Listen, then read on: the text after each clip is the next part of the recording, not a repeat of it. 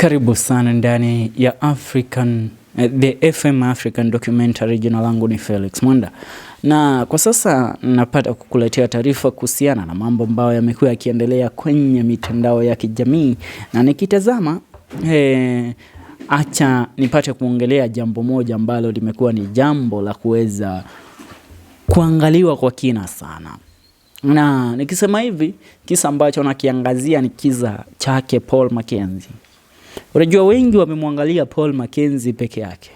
Je, Paul Mackenzie alipata kuwasuta watu kuweza kujitoa uhai na kuweza kujimaliza? Karibia sasa watu ni 109 ambao inaaminika walipata mili ambayo imepata kufukuliwa kutokea pale katika shamba lake la Shakahola.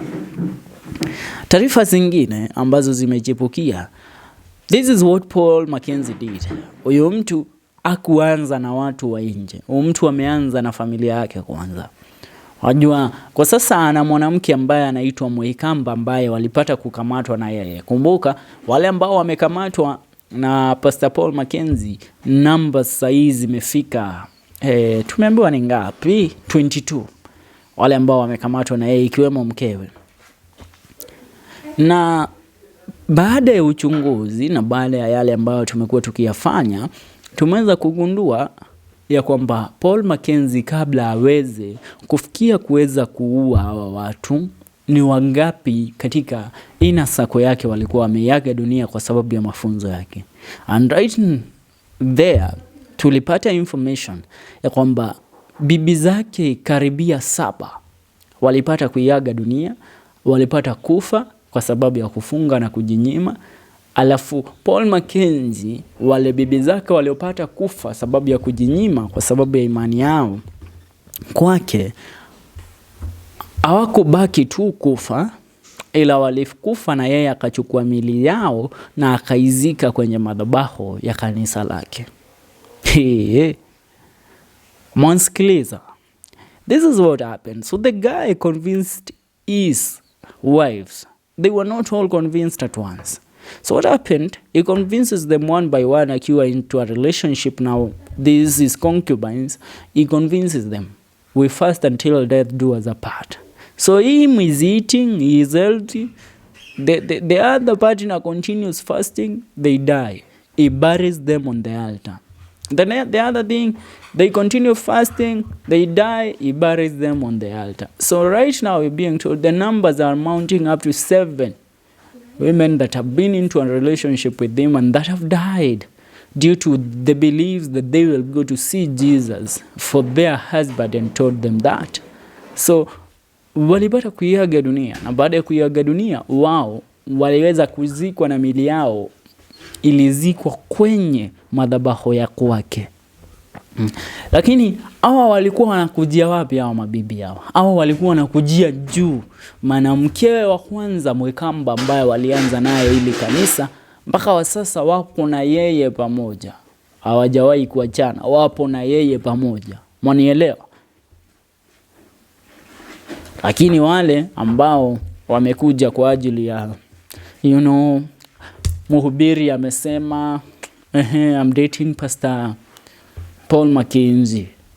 Mackenzie, unaingia kwa relationship na yeye, mnafast, unakufa anaachwa. Unafast, unakufa anaachwa.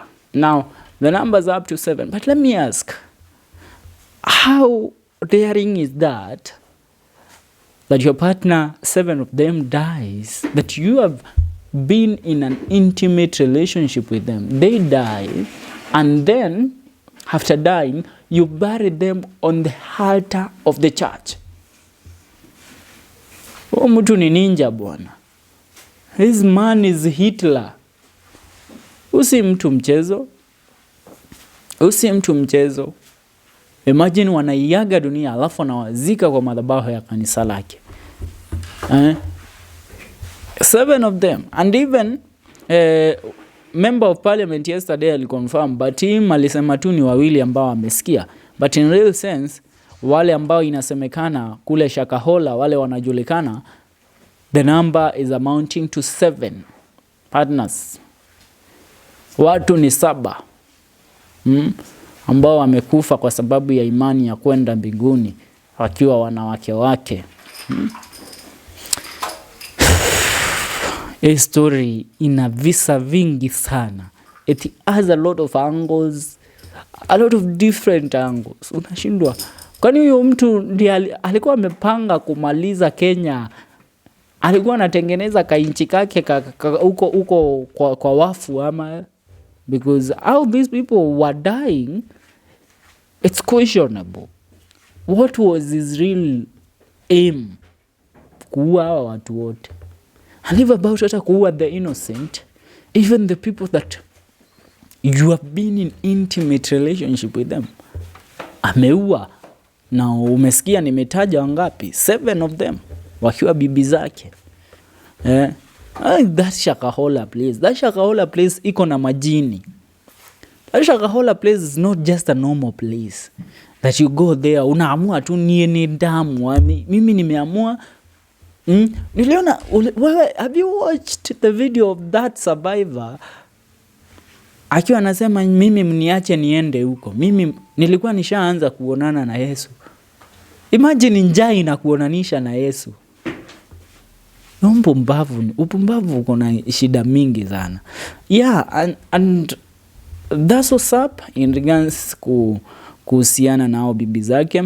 Hii ni FM African Documentary. Jina langu ni Felix Mwenda. Tuungane in our next video. Subscribe.